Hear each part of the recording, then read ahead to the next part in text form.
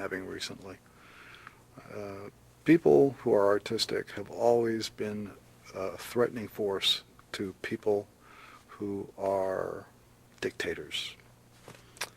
And even though we call this country a democracy, it's turning out to be more and more a candy-coated dictatorship.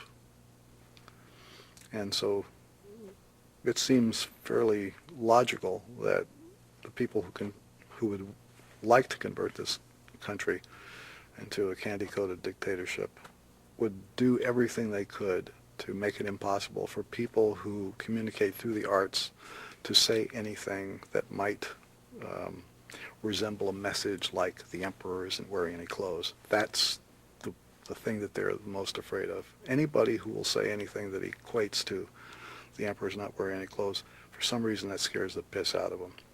And so they do everything they can to stamp it out. And we've seen a growing trend toward this since 1985 with the emergence of the PMRC to try and put a clamp on what is said in rock records. And now, lo and behold, the Motion Picture Association of America has finally woken up briefly to smell the coffee. They've just realized that in 46 of our states, there are over 300 different pieces of legislation designed to create regional or local censorship boards to control motion pictures. Suddenly, they realize that they go, ow, now. Because if all of these pieces of legislation succeed, they will no longer be able to release the blockbuster hit. They can't do a mass release with 2,500 prints all over the United States and make $50 million in a weekend, because if one little jerk in one little community can keep that film from going into the theaters in that area, they're going to lose billions of dollars. And it is finally, it had to come to that before Jack Valente would make a statement that, oh, there's something wrong.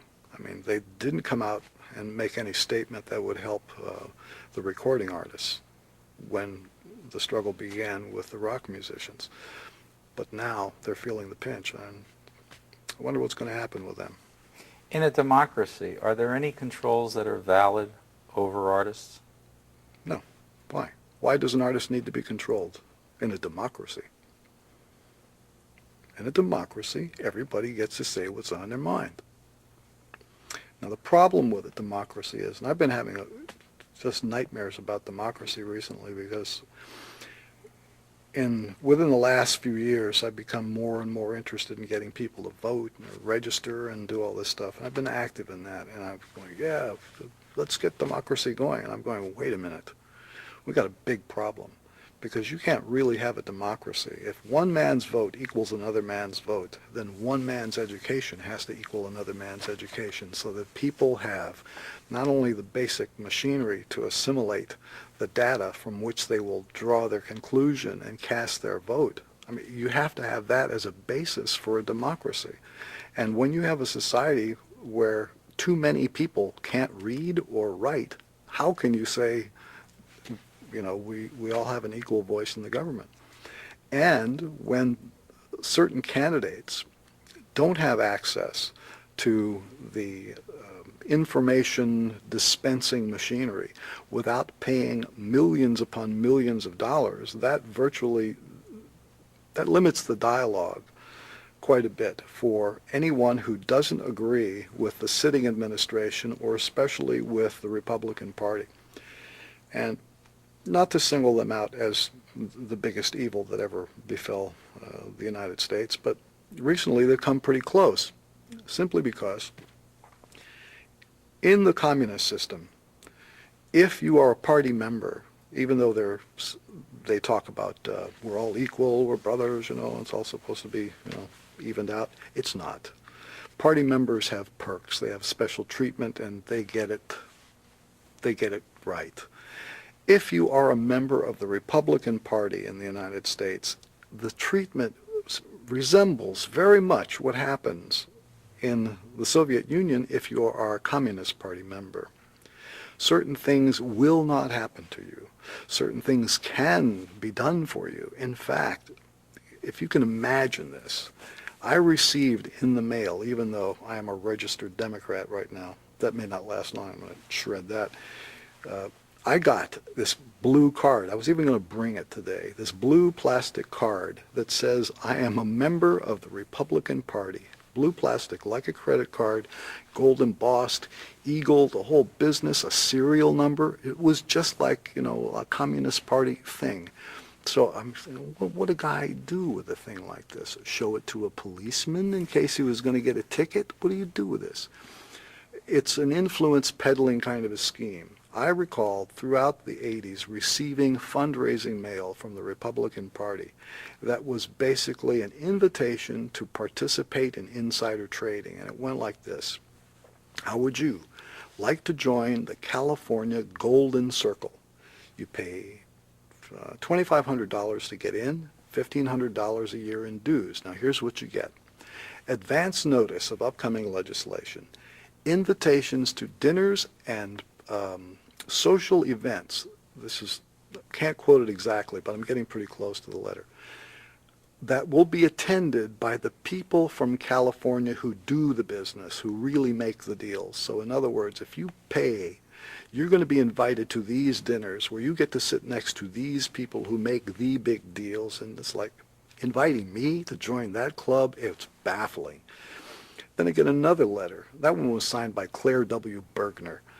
And I got another letter inviting me for $2,500, I could go on this junket to Washington, D.C., where I get to attend a series of luncheons and dinners with D.C. political luminaries. And they give you a list, and you are supposed to check off on the list who you want to be seated next to at these luncheons.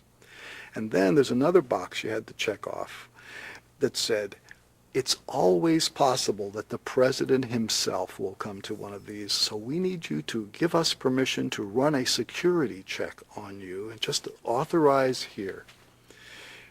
There's something weird about doing politics, mail-order politics that way, and inviting people to get the edge on a business competitor by joining a certain political party, paying money. And to carry this to the most ridiculous extreme, at the point where George Bush takes office, I remember being on a plane in Europe and picking up the International Herald Tribune and seeing a front page article about the distress of career diplomats at being stepped over by all of these political appointees that Bush had put in as the main, consuls and whatever all over the world. But basically these were people who couldn't speak the local language, had no knowledge of diplomacy, but had given $300,000 or more to the campaign. And throughout the last decade, you see examples, where influence peddling, a dollar equals,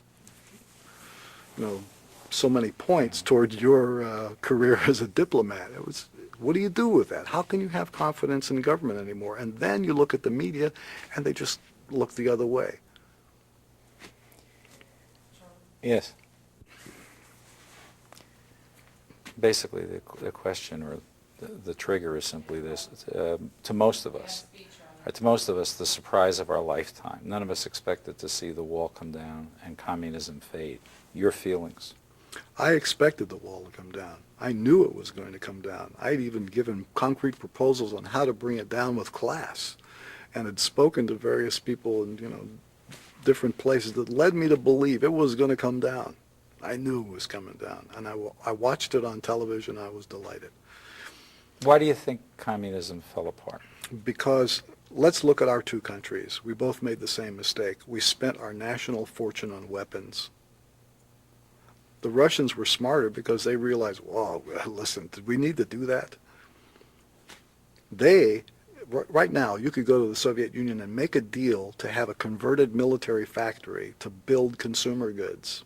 They want to make that deal. The best labor in the Soviet Union is available to do that. They have hundreds of these plants that they're willing to convert. None in the U.S. So that's why I say they might be a little bit smarter. Okay, hold it. Okay. Okay.